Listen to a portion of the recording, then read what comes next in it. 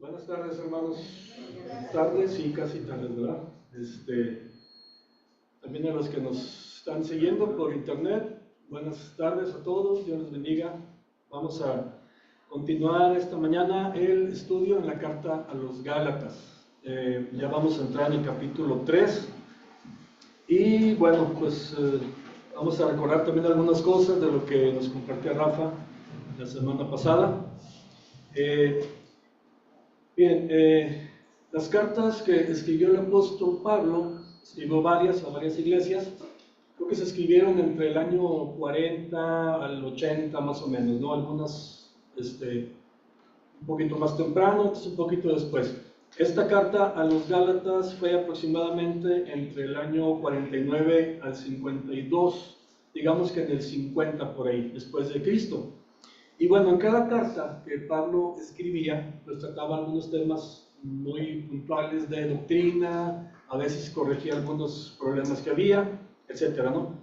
Pero hay una cosa interesante, que esas mismas cartas siguen vigentes el día de hoy para la iglesia, porque muchos de esos temas, de esas problemáticas que se manejaban en esos días, pues todavía hoy pues lo vemos, ¿no? Y aunque han pasado 2000, 3000 años, no sé, pues la carne sigue siendo la carne. La problemática que hay en el ser humano sigue siendo la misma, y entonces pues se presentan las mismas situaciones. Por eso pues es importante repasar esta carta para la iglesia de hoy. Aquí el apóstol Pablo está tratando un tema pues que, como comentaba, pues hoy es uno de los temas muy comunes en la iglesia. Habla acerca de el legalismo, el confiar en la carne, el tratar de introducir la ley y mezclarla con la gracia, lo cual pues es completamente en contra de lo que el Nuevo Testamento nos enseña. No debemos nunca, hermanos, mezclar la ley con la gracia. Es una cosa o es la otra. Entonces, bueno, vamos a leer el capítulo 3 de la carta a los Gálatas, el versículo 1 al 5. Y luego pues vamos a ir analizando ahí, son casi puras preguntas que ahí escribe el apóstol, vamos a ir analizando eso, y algunas palabras que son muy interesantes para estudiar, para analizar, y poder tener un entendimiento mejor de lo que se dice aquí. Entonces voy a leer del 1 al 5 de Gálatas 3. ¿Ya lo tienen ahí, verdad? Dice así: oh Gálatas insensatos, ¿quién os fascinó para no obedecer a la verdad? A vosotros, ante cuyos ojos Jesucristo fue ya presentado claramente entre vosotros como crucificado. Esto solo quiero saber de vosotros: ¿recibisteis el Espíritu por las obras de la ley o por el oír con fe? ¿Tan necios sois? Habiendo comenzado por el Espíritu, ¿ahora vais a acabar por la carne?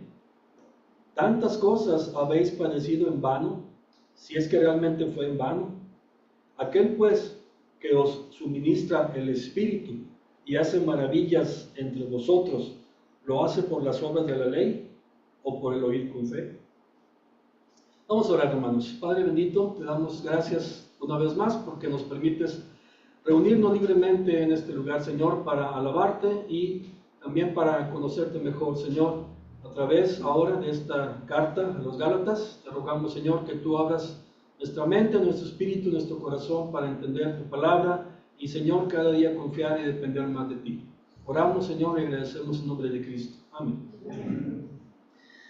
Bien, pues aquí Pablo ya está entrando, digamos que ya de lleno al punto, ¿verdad?, por el cual escribe esta carta, pero él empieza de una manera, esta parte un poquito llamativa, ¿no?, porque él dice: oh Gálatas insensatos. Empieza con una exclamación, y no precisamente pues muy halagadora, ¿verdad? Insensatos le está llamando, ¿verdad? Y luego pues una serie de preguntas, para que ellos entiendan la situación que están viviendo ahí. Entonces, algunas palabras que tenemos que analizar, hermanos, para entender un poquito mejor, y creo que ya habíamos visto algo acerca de esa palabra insensato, pero vamos a repasar. En algunos diccionarios que pude revisar ahí, por ejemplo en el español, el diccionario de la lengua española, Dice que insensato significa necedad, significa falta de sentido o de razón. Fíjense, falta de sentido o de razón.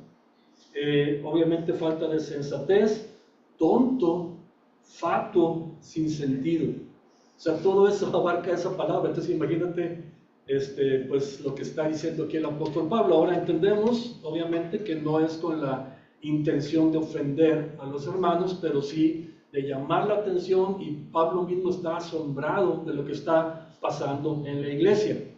Otro diccionario también muy famoso, que es el diccionario Strong del hebreo y del griego, dice que esa es una palabra que viene de una partícula negativa, fíjese, que significa ininteligente. O sea, ininteligente, pues alguien que no tiene inteligencia, ¿verdad? Exactamente. Y también significa, pues, insensato, tonto, necio. Eso es lo que está diciendo en este momento el apóstol Pablo. Y no es muy usual que él escribiera de esa manera a las iglesias. Siempre lo hacía, pues, saludando, dando gracias a Dios por ellos, orando por ellos, etc. En este caso le dice insensatos, ¿no? Recuerdo también, por ejemplo, ya hemos estudiado la carta primera a los Corintios, donde Pablo tenía que corregir ciertos problemas que había en la iglesia. Era una iglesia muy carnal, había divisiones, había un caso de fornicación, de los cuales ni siquiera los gentiles eran nombrados y cosas así. Pero ni a los corintios les dijo insensatos, Entonces llama la atención que aquí a los gálatas les llame de esa manera. Yo creo que tiene que ver con que el asunto es muy importante, hermanos, es muy, muy serio. Por eso el apóstol tenía que, pues, no sé, de alguna manera llamar la atención para que los gálatas se capacitaran en eso. ¿De qué? De la forma en que los gálatas estaban ahora cambiando su relación con Dios, porque ellos habían conocido claramente y habían sido enseñados en la libertad que trae la gracia por fe, ¿okay? Así habían sido enseñados, y ahora estaban queriendo someterse a leyes y mandamientos esclavizantes. O sea, no tenía lógica, no tenía sentido, y no era el proceder de cristianos maduros, de cristianos inteligentes. Por eso los insensatos, ¿verdad? Ahí se explica el por qué. Entonces, siguiendo ahí en el versículo 1, dice después Pablo, ¿quién os fascinó? ¿Quién os fascinó? Pero aquí llama la atención primeramente esa palabra ¿quién? Porque parece como que está escrita en singular, como que si se refiriera a alguien en específico, ¿no? ¿Quién nos fascinó? Entendemos que, pues, en esos días eran como grupos o pequeños grupos quizá de judaizantes que se colaban en la iglesia y empezaban a querer meter esas ideas de la ley y cosas así.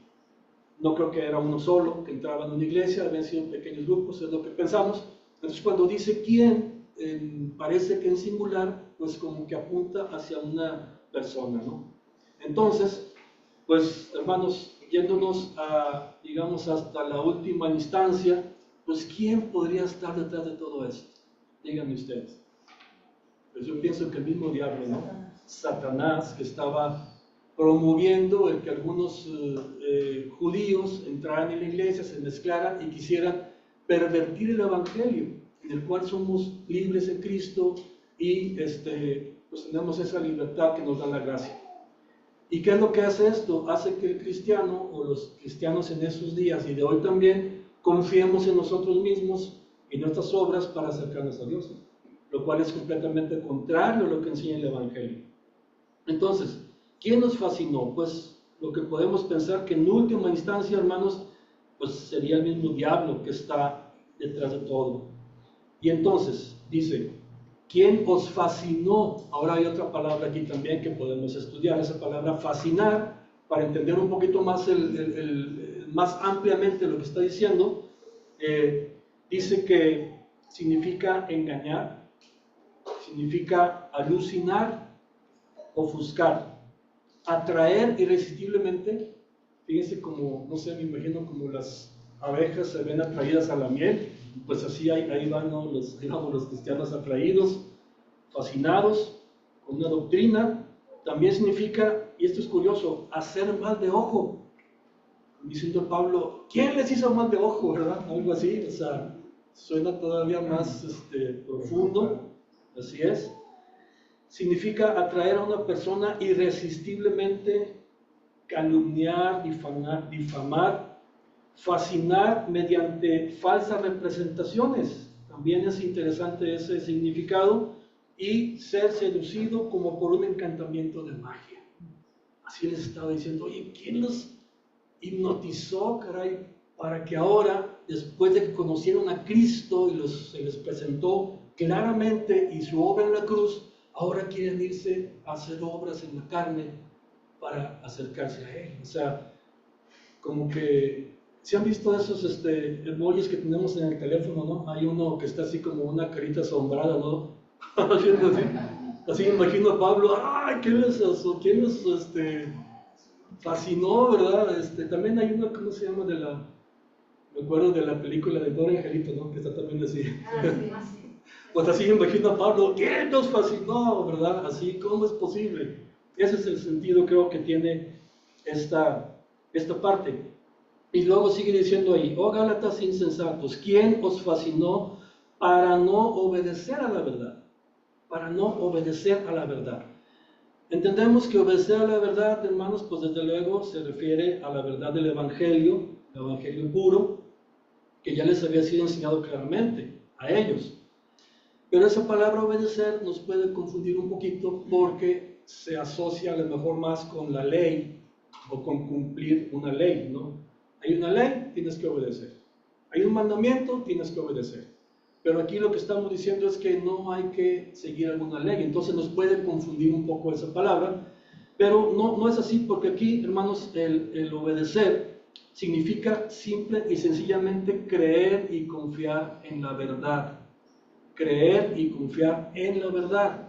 Es decir, en la obra redentora de Cristo en la cruz, mediante la cual el trabajo ya está terminado en su totalidad. Cristo hizo el trabajo, Él nos redimió y Él día con día nos ayuda a caminar en santidad. Entonces es lo que tenemos que creer y confiar, ¿verdad? Igual que en el caso que veíamos ahorita de quién nos fascinó, como refiriéndose a una persona, y en última instancia pensamos que es el diablo, ¿verdad? También obedecer a la verdad.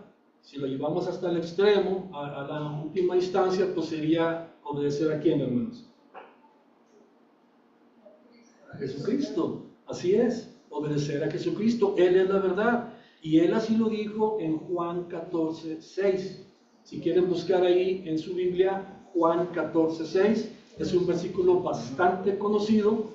Y aquí lo voy a citar. Dice, Jesús le dijo, yo soy el camino, la verdad y la vida. Y mira, esta parte es muy importante. Nadie viene al Padre sino por mí.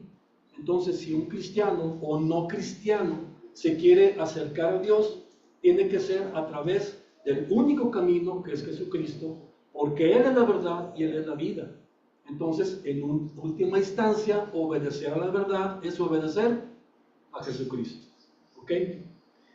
Y esa palabra, obedecer a la verdad, o esa frase, también la escribe Pablo a los romanos. Y la voy a citar aquí porque me pareció interesante en Romanos 2:8. Romanos 2:8 dice así, pero ira y enojo a los que son contenciosos y no obedecen a la verdad. La misma frasecita, ¿no? Sino que obedecen a la injusticia. Y aquí me llamó la atención porque vemos los extremos, ¿no? 2:8 de Romanos, perdón, no les di tiempo de buscarlo. Romanos 2:8, lo voy a leer otra vez, dice, pero ira y enojo a los que son contenciosos y no obedecen a la verdad, sino que obedecen a la injusticia. Aquí se polariza, digamos otra vez, obedecer a la verdad es obedecer a Jesucristo, y obedecer a la injusticia sería entonces obedecer a quién, hermanos. Pues al diablo, ¿no? Porque en última instancia Él es el que está promoviendo ese tipo de enseñanzas erróneas en la iglesia. Entonces, el único mandamiento, digamos, que pudiéramos encontrar en el Nuevo Testamento es solamente eso, creer en Cristo y amar al prójimo. Eso es lo único.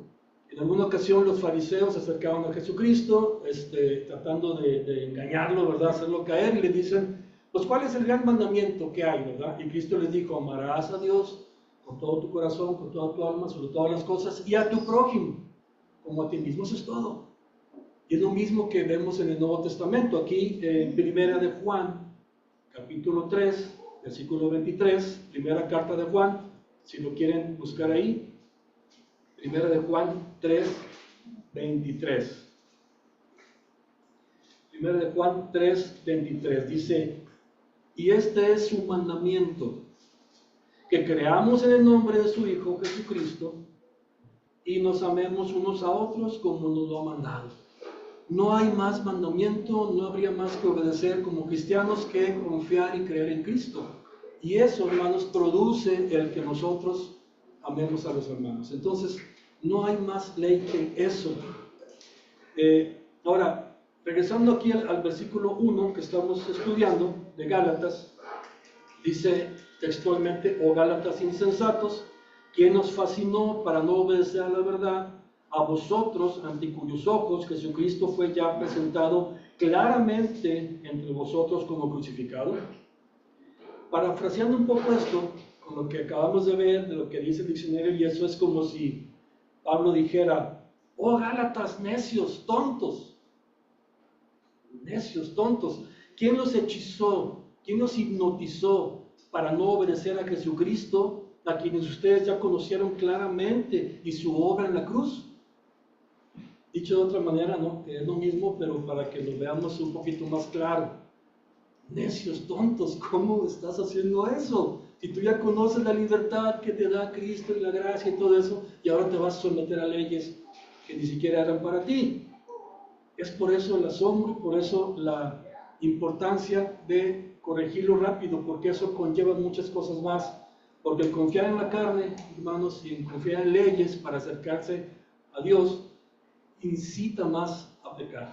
Ahorita vamos a ver porque eso es muy serio. Entonces, ellos ya habían creído, ya habían recibido el Espíritu por creer con fe, no por obras de la ley, porque Pablo, cuando les predicó, no les predicó leyes, les predicó a Cristo crucificado. Entonces, ellos ya habían entendido eso. Habían entendido también que el eje central, digamos, del Evangelio es la obra de Cristo en la cruz. Lo entendían bien. Pues, ¿qué los hizo cambiar? ¿Qué te hizo cambiar? Y esa es la pregunta que se hace aquí Pablo. ¿Qué insensatez es esa, no? Y es asombroso, hermanos, ver que hoy en día también muchos cristianos también caminan por esa senda de querer hacer obras o de justificarse delante de Dios haciendo tal o cumpliendo tal cosa, lo cual es como estar seducidos o fascinados. Incluyendo, fíjense hermanos, lo vimos hace unas semanas, el mismo apóstol Pedro, que ya era el apóstol don Pedro, digamos, ¿no? Ya era el apóstol Pedro, pues también se resbaló. Y Pablo tuvo que reprenderlo, porque era de condenar por su simulación. Y aún Bernabé también se andaba resbalando ahí, queriendo quedar bien con su pueblo, con los judíos, ¿no? Entonces, es interesante porque hoy en día, ¿cuántos cristianos no conocemos o has sabido que se ha enterado de que, uy, supiste del hermano fulanito? Pues no, ¿qué le pasó? Pues fíjate que, ay, no me digas, sí, wow. Y con la hermana del corazón, sí, caramba, no me digas, sí, a ver, cuéntame más. Bueno, es que una cosa lleva a la otra, hermanos. El confiar en la carne, el establecer leyes y reglas, incita a pecar. Entonces es muy, muy peligroso. Eso nos da una muestra de lo débiles que podemos ser en nuestra propia carne y cómo aún los más maduros son susceptibles de resbalar, de caer.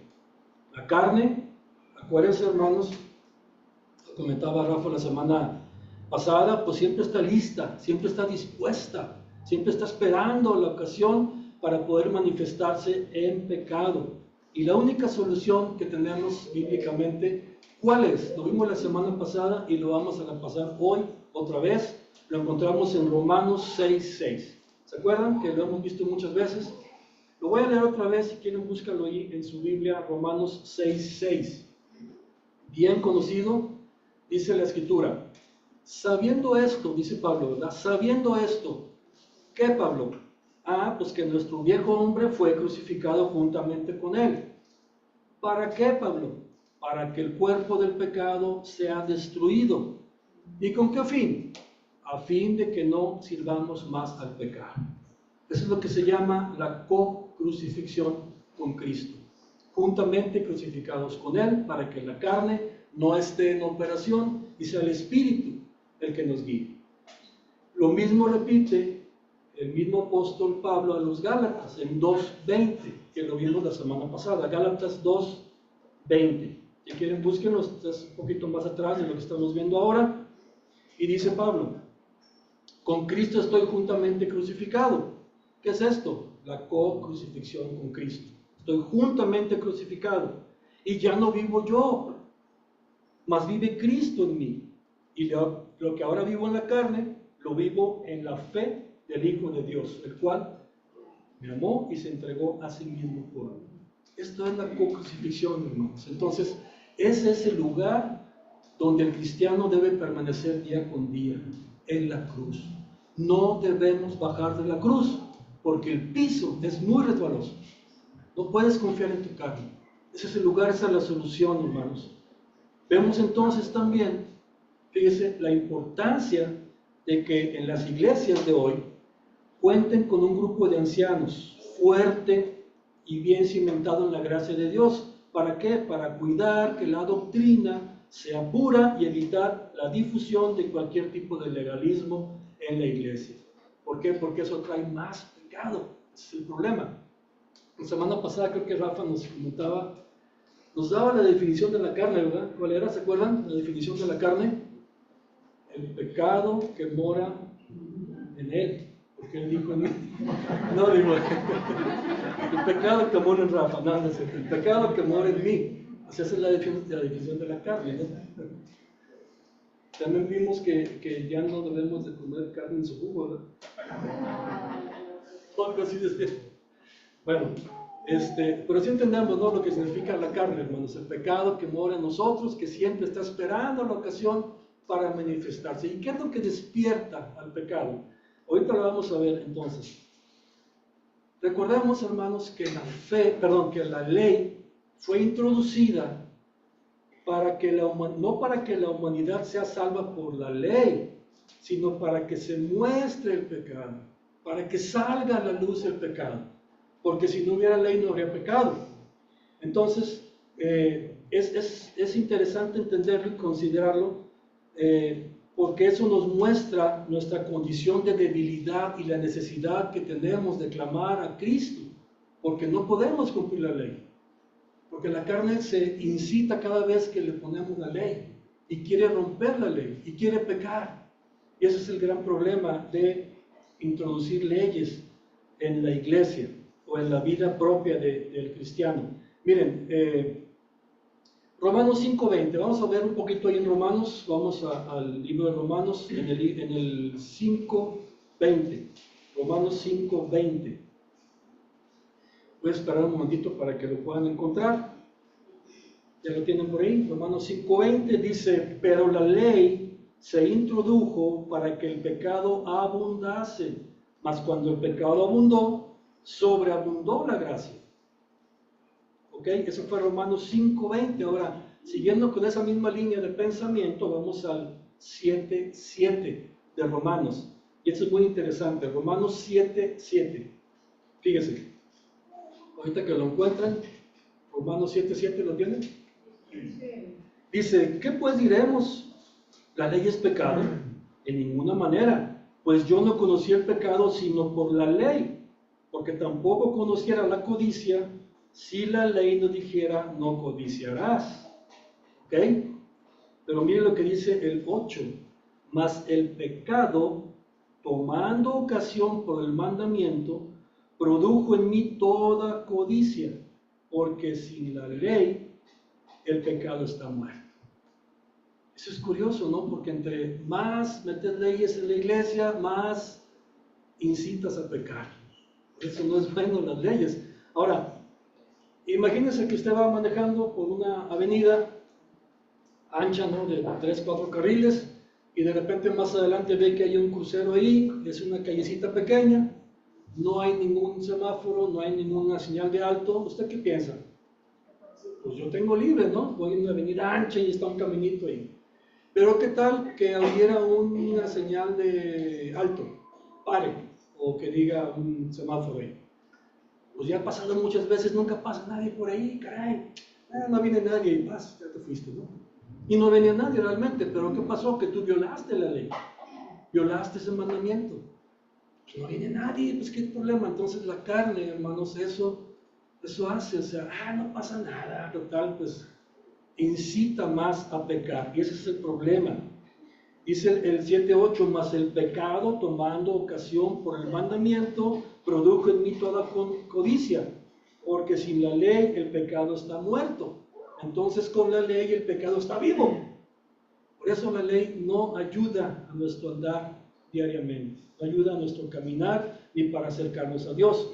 Entonces, una iglesia que impone leyes o reglas a la congregación está corriendo el riesgo de simplemente tener más incidentes pecaminosos dentro de la misma iglesia, porque la carne se aviva con ese conjunto de reglas que muchas veces ni siquiera son bíblicas, ¿verdad? Imagínense que aquí dijéramos, que dijera Víctor, ya ven cómo es Víctor, ¿verdad? Que dijera, hermanos, ya tenemos que hacer una iglesia madura y una iglesia espiritual. Desde el próximo domingo, ya, por favor, de las damitas, ninguna me va a venir con pantalón. Tiene que traer una falda o vestido largo hasta el tobillo mínimo. ¿Ok? ¿Cómo debe ser? ¿Ustedes creen que eso va a hacer más espirituales y santas a las damitas? Cuando ya lo son, ¿verdad? O sea, entonces, eso no ayuda. Exactamente. ¿Ustedes creen que eso ayudaría? Ahora dice Rafa, hermanos, varones, machos alfa, ¿no? Ya, por favor, no vengan con playeritas y eso, me van a venir con corbata mínimo, todos los domingos, ¿verdad? Como debe ser. Y no me traigan de colores, negra, corbata negra. ¿Ustedes creen que eso ayude a que seamos más santos, esta bola de sinvergüenzas varones? No, ¿verdad? Eso no va a ayudar. Simplemente despierta más a la carne. Va a decir una de las hermanitas, no sé quién, Trifena y Trifosa, las de Romanos, ¿verdad? Que me ponga falda, ok, me voy a poner la falda hasta acá, pero parece que tiene unas aberturas al cuello, para que se le quite a Víctor. O sea, incita a pecar, ¿verdad? Ahora a los varones, ¿no? Sí, corbata negra, pues me voy a poner esa grandota que trae unas hojitas de marihuana. Pero es negra. O sea, es de risa, hermanos, pero a veces suena hasta ridículo, pero ¿saben que eso sucede en las iglesias el día de hoy? Eso sucede, miren, yo viví eso mucho tiempo en una iglesia donde estuve que, pues, oye, es que tú quieres servir a Dios, quieres prepararte, pues tienes que venir, no con corbata, con saco y corbata. Todos los domingos teníamos que ir así. Entonces, pues, eso era un legalismo que realmente no te hace más espiritual por traer un saco y corbata. En ese entonces, en mi trabajo yo tenía que usar saco y corbata toda la semana y el domingo también. Entonces, bueno, pero eso no nos hace. Y miren, me recuerdo un hermano que me platicaba que él quería ser líder o quería participar en su iglesia en cierta cosa, ayudando, pero no le daban permiso porque no hablaba todavía lenguas. ¿Se imagina? O sea, de ese tamaño es el legalismo que se introduce en las iglesias y puede llevar a cosas mucho más graves. Por eso, la importancia de esta carta y la vigencia en estos días. No es, aunque suena ridículo, ¿verdad? Pero son casos reales. Entonces, la carne, hermanos, siempre está dispuesta, hay que tener cuidado con ello. Ya hablamos de la co-crucifixión. Y bueno, déjenme avanzar un poquito acá. Pues regresando con los Gálatas, a ellos ya se les había presentado el Evangelio claramente. Pablo nunca les predicó acerca de leyes, sino a Cristo crucificado. ya sabían acerca de que era la cruz el centro principal del Evangelio y nunca habían estado bajo ninguna ley, porque ellos no eran judíos, no eran hebreos. ¿Cómo ahora iban a someterse a leyes de que, oye, no puedes comer esto, tienes que guardar el sábado y las fiestas y tienes que circuncidar? O sea, no tenía ninguna lógica, algo que los mismos hebreos no habían podido cumplir. ¿Cómo se los vienes ahora a introducir a los gentiles que ni siquiera tienen obligación de cumplir en eso? Esa es la gravedad del asunto aquí. Fíjense, a través de la historia, muchas naciones y pueblos han tenido que luchar y pelear por años. Y ha costado mucha sangre, muchas vidas, poder liberarse. Naciones que eran esclavos, ¿verdad? En México hubo una lucha tremenda para poder ser libres, muchos pueblos, ¿no? Mismo en los Estados Unidos, la nación, ¿cómo se llama? La población de color, que tuvieron que luchar por su libertad, por sus mismos derechos. ¿Y cómo es que estos, siendo libres, iban a querer someterse a leyes que ni siquiera les corresponden? De ese tamaño la insensatez. Por eso, oh Gálatas insensatos, ¿quién los hipnotizó para quererse amarrar a una ley como esa? Recuerdo un refrán que decían los abuelos, ¿no? El que por su gusto es buey, hasta la coyunta lame, ¿verdad? O sea, pues, ¿cómo te vas a someter a algo que ni siquiera... Bueno, pues ese es el peligro, hermanos, que había en esos días y que hay también en las iglesias de hoy. Bueno, siguiendo con el texto, vamos a ir otra vez a Gálatas, capítulo 3, el versículo 2 al 4, siguen las preguntas. Dice, esto solo quiero saber de vosotros, ¿recibisteis el Espíritu por las obras de la ley o por el oír con fe? ¿Tan necios sois? Habiendo comenzado por el Espíritu, ahora vais a acabar por la carne. Tantas cosas habéis padecido en vano, si es que realmente fue en vano. Entonces, Pablo aquí sigue planteando preguntas retóricas con la intención de hacerles ver a los Gálatas la insensatez en la que se encuentran aceptando ese tipo de leyes. Entonces, cuando él pregunta, ¿recibisteis el Espíritu por las obras de la ley o por el oír con fe? ¿Cuál es la respuesta que vemos? Con fe. Oír con fe. Usted mismo, ¿cómo obtuvo su salvación? ¿Cómo recibió el Espíritu Santo? ¿Por hacer obras de alguna ley o por oír con fe? Por oír con fe. Así tenemos que continuar, por fe, no por obras, no por cumplir mandamientos, etc. Miren, vamos a ver, por ejemplo, Efesios 1:13. Efesios 1:13, porque aquí está clarísimo lo mismo que está planteando Pablo aquí. Efesios 1:13.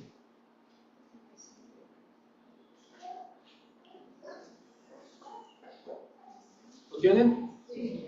Dice, en él también vosotros, pudiéramos decir, en él también nosotros, porque esta iglesia también, habiendo oído la palabra de verdad, el evangelio de vuestra salvación, y habiendo creído en él, fuisteis sellados con el Espíritu Santo de la promesa. Entonces son tres cosas: oír la palabra de verdad, creer y recibir el Espíritu Santo. No hay más que eso. No había que hacer obras, no había que cumplir mandamientos, simplemente eso es lo que la gracia tiene para nosotros el día de hoy. La salvación, hermanos, siempre ha sido, es el día de hoy y será por oír, creer y recibir con fe. Nunca nadie, ni en el Antiguo Testamento, ni en el Nuevo Testamento, ni mañana va a ser salvo por cumplir alguna ley. Primero, porque no va a poder, y segundo, porque no es el camino. ¿El camino es quién? Jesucristo. Esto aplica directamente para nosotros en la vida diaria como cristianos. La ley significa la carne y la gracia significa el espíritu o la fe, dar por fe. Esa es la diferencia. Entonces, si no pudimos ser salvos por ningún tipo de obra, ¿por qué pensaríamos que debemos de andar diariamente siguiendo reglas para poder ser santificados delante de Dios? Es el mismo camino. seguir confiando porque Él es fiel para día a día salvarnos. Oye, pero es que Dios ya me salvó. Sí, salvarme de mí mismo día con día, de mi carne, confiando en Él. Algunas personas critican este principio de que, pues cómo, si las obras son muy importantes, la Biblia habla de las obras, el Nuevo Testamento, pues sí, claro que sí, pero las obras son, hay que considerar que son un resultado de la conversión y de andar en el Espíritu, ¿verdad? Si tú has sido convertido y andas en el Espíritu, entonces el Espíritu produce esas buenas obras, no las produces tú con tu carne. Y miren, en Gálatas capítulo 5, que es el mismo que estamos estudiando, y se va a ver a profundidad un poco más adelante, ahí Pablo hace una diferencia entre las obras de la carne y el fruto del Espíritu. Y miren, es interesante notar que cuando él habla de lo que produce la carne, le dice obras de la carne. Pero cuando habla de lo que produce el Espíritu, lo menciona como fruto. Es diferente, ¿no? Y ahí, pues en el 5:17 creo que empieza con una lista horrible, ¿verdad?, de lo que produce la carne, una lista abominable, adulterio, fornicación, inmundicia y no sé, bla, bla, bla. Eso es lo que la carne produce. Pero ¿qué es lo que produce el Espíritu? El fruto está en Gálatas 5:22. ¿Lo tienen ahí? Sí. Dice así: mas el fruto del Espíritu es amor. Y miren, para mí, como yo lo entiendo, no sé si ustedes lo pueden entender igual, pero para mí, todo lo demás se deriva del primero, que es el amor. El Espíritu produce amor. Y de ahí viene entonces gozo, paz, paciencia, benignidad, bondad, fe, mansedumbre y templanza. Una persona que anda caminando en el Espíritu, produce el Espíritu ese fruto de amor hacia Dios primeramente, que es el mandamiento, y hacia el prójimo, que son los hermanos, como es el mandamiento que vimos. ¿Se fijan? Eso no lo puede producir la carne.